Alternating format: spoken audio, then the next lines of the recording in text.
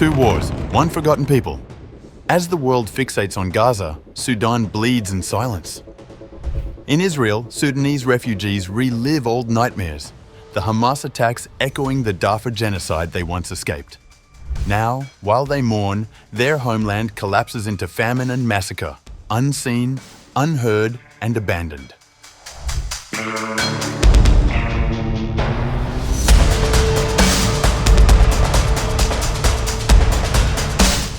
As the world is focused on the Gaza war and the ongoing ceasefire deal, the Sudanese refugees in Israel feel abandoned as their own nation is descending into chaos. For the roughly 6,600 Sudanese asylum seekers living in Israel, Hamas is the reminder of the Janjaweed. For the Sudanese, Hamas did exactly what the Janjaweed did in Darfur and the Nuba Mountains. The October 7, 2023 attack triggered memories of the atrocities they had escaped. The Janjaweed were the Sudanese Arab militias responsible for the mass killings, rapes, and displacements during the Darfur genocide in the 2000s. Sudanese asylum seeker Adam Mohammed Barima was among some 1,200 people killed during Hamas's 7th October assault on southern Israel. Barima had fled Darfur years earlier after his father was murdered and had been working as a custodian in Israel. For the Sudanese, the Hamas assault was only one layer of trauma. While grieving the October attacks, they also watched in despair as their own country descended into chaos. Since April 2023, Sudan has been engulfed in a brutal civil war between the Sudanese Armed Forces, SAF, and the paramilitary Rapid Support Forces, RSF, led by former Janjaweed commander Mohammed Hamdan Dagalo. The conflict has triggered what aid agencies describe as the world's worst humanitarian crisis, with widespread killings, famine, and mass displacement. The United Nations estimates that more than 150,000 people have been killed since the fighting began, though the actual toll is likely higher. Over 11 million people have been displaced, 8.6 million within Sudan, and more than 3 million across its borders into Chad, South Sudan, and Egypt. The International Rescue Committee calls it the largest and fastest displacement crisis on record.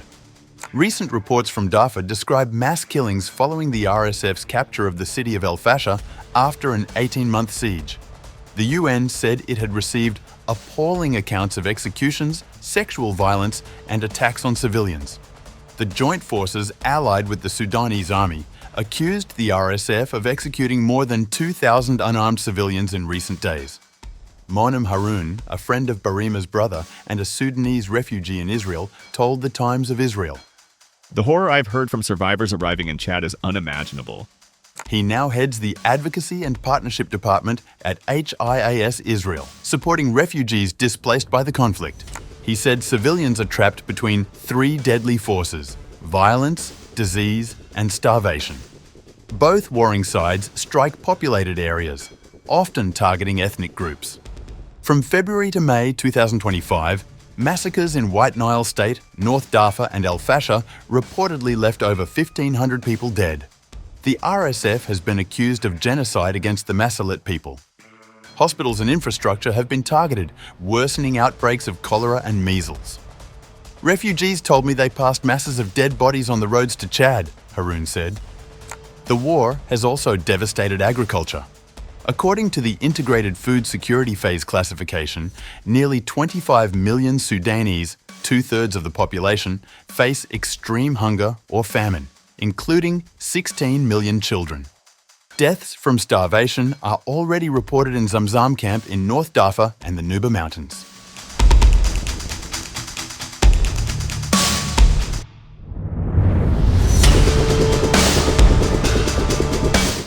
Despite the crisis's vast scale, global attention and response have been minimal. Humanitarian agencies say the world is largely silent. In September, the Norwegian Refugee Council, Danish Refugee Council and Mercy Corps issued a joint statement describing a deafening silence from the international community, warning that the UN's aid plan for Sudan is only 41% funded. While the UN fact-finding mission has accused both the RSF and SAF of war crimes and crimes against humanity, it has stopped short of declaring genocide, citing insufficient evidence of intent. Aid agencies, however, argue that thousands are dying while the world debates definitions. Sudanese refugees in Israel say they feel forgotten. Anwar Suleiman, who fled Darfur in 2003 and has lived in Israel since 2008, said this conflict feels worse. When I fled before, the world was watching. People helped. Today, nothing. It's as if no one cares. Suleiman said he finds the absence of media coverage incomprehensible. Why are they hiding it? The international community and the media don't seem to care about Sudan. Some Sudanese believe the war's near invisibility is due in part to the global focus on Gaza. Since October 2023, the Gaza war has dominated headlines, even though its death toll, around 66,000 people according to Hamas-run authorities, remains lower than Sudan's. Many Israelis see this as evidence of a double standard driven by anti-Israel sentiment. They argue that the world's outrage is shaped by politics, not compassion. Sudanese refugees, meanwhile, see it as proof of racial indifference toward Black Africans. The world cares less about Black Africans. If we were a different color, maybe there would be more attention. The focus is on Ukraine, Gaza, and Israel because people identify with them more than with us. A Sudanese source who spoke anonymously to the Times of Israel said that the sense of betrayal extends to the Muslim and Arab world. Despite Sudan being a Muslim-majority nation, there has been little solidarity from Arab states, many of which have voiced strong support for Palestinians. This disconnect, the source said, stems from long-standing racial prejudice within the Arab world toward Black Africans. Even here in Israel, the only racism I've faced has come from Palestinians. They insult me in Arabic, thinking I don't understand. Anti-Black attitudes are not new in the region. Afro-Palestinians have long reported discrimination, and derogatory terms like abid, meaning slaves, remain in use. Israelis too have been accused of using racist language toward Black communities. Adding to the resentment, the SAF-backed Sudanese government has reportedly forced citizens to donate money to Gaza. One Sudanese source told the Times of Israel, Our people are starving, yet we're told to give money to Palestinians. In March, Sudan filed a case against the United Arab Emirates at the International Court of Justice, accusing it of funding and arming the RSF and of complicity in genocide.